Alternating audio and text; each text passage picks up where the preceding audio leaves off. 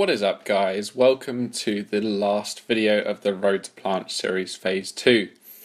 Phase 1, sorry. Don't worry, there will be a phase 2, although I'm going to name it something different and I'm going to go with a different format, but that's some exciting new stuff for the new year. Anyway, back to this video. I'm starting off, as always, with the Edo Portal warm-up, squat clinic for the legs and a band warm-up for the upper body. Link to both of those in the description down below, as well as everything else I talk about today, and also the program if you want to read it. It's there for free, download in the description, as well as a video I made on how to create your own program for you. So check out the description if you're interested in anything I talk about today, or leave a comment. I always reply to comments.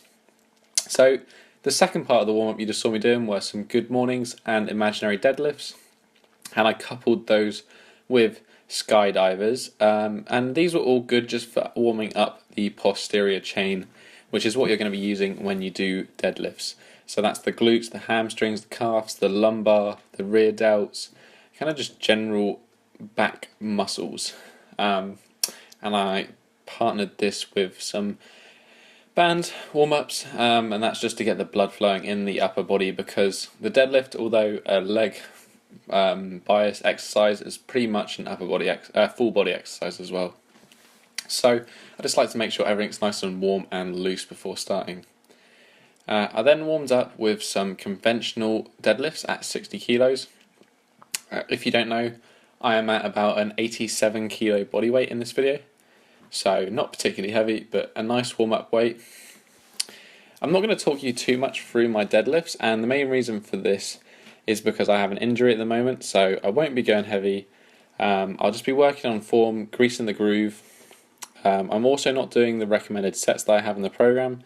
Here I want to do 5 sets of 5 reps, and the idea is to be sort of pushing 80% of your max.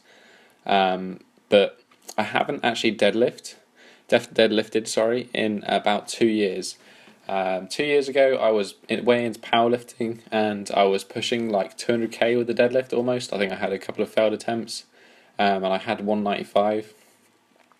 But then I was ill, and then I started bodyweight training, and I kind of haven't looked back since.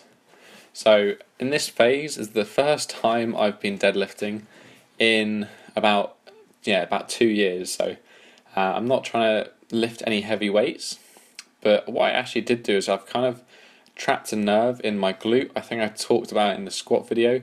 It doesn't bother me at all unless I do heavy squats and heavy deadlifts, and then I kind of get this twinge when I put the weight down, and you'll see just after this second set here, I kind of get this twinge in my back, and just there, kind of like, it's just not feeling good. So I decided just in this video, and then also after this, I think this was like the second or third week into the phase, I just cut out deadlifts, stopped doing them. For me, it's not worth it if I'm going to give myself an injury. I did this last set here as like a deload off the working sets, just working on form. But I'm going to go see a chiropractor and a physio, and then I will come back to these deadlifts, and I will definitely start lifting again with my legs. But for now, I'm sticking to bodyweight circuits like you're about to see here. And I'm kicking off with these shrimp squats. These are probably my favourite bodyweight exercise.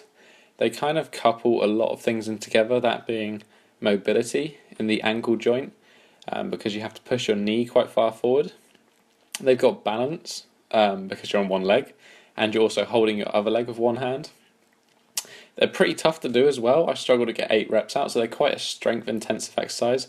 And they're also very quad dominant. They're very similar to a pistol squat, but I definitely feel a pistol squat more on my glute than my quad, whereas when I do these shrimp squats, I definitely feel a good quad pump doing them, and I can really contract my quad and kind of target that. So that's the main reason for including them in the program. That's the pushing exercise for legs on this circuit. I then coupled that with a pulling exercise for legs, just like the upper body, and the pulling exercise are these single leg glute ham raises. With these, I really like to point my toes up in the air and dig my heel into the ground and kind of try and pull myself towards my heel. I get a better contraction in my calf and my hamstring and glute doing it that way, but that's just a personal preference. I also like to really force my hips into the air and kind of get a nice active stretch over the hip flexor at the same time as doing these exercises. As I've said in previous videos, a lot of my goals are to do with mobility and flexibility, so you'll see only really two kind of bodybuilding style exercises in this circuit. The rest of it is kind of just loaded mobility work. Here I'm doing some loaded hamstring stretches. I'm not going to explain to you what loaded stretching is in this video. What I recommend, if you are interested, is go into the description. There will be a video there by Emmett Lewis, and he is an Irish mobility coach, and he has an excellent 10-minute video explaining all about loaded stretching and how to do it. So I'm using his principles here for the hamstring and then also now the hip flexor, and it's essentially working some exercise in the furthest range of motion you can go, so you're strengthening your weakest points of movement and then holding a stretch there as well, and that's working really well for me. I don't know what this guy is doing, kind of just jumping in front of the camera. And then the final exercise, I've had the hamstring loaded stretch, the hip flex loaded stretch, and now I've got the loaded front splits. And although this is not loaded, I've got my whole body weight pushing on these muscles, so it's not only stretching, it is also strengthening those muscles because I'm having to support my own weight. So that is kind of a rough principle of loaded stretching, but I really recommend you go check out his video if you are interested. So I only have 2 rounds to show you guys in this video, and that's because my camera died halfway through this video, but I think you kind of get the idea. Again, if you want to see the whole program, the link is in the description. But we're just starting off again with these shrimp squats. If you haven't tried these, there are multiple progressions. I'll put a link in the description below to Ido Portal's video on his shrimp squat progressions, because I'm currently doing, I think, one of the harder progressions here by holding my foot.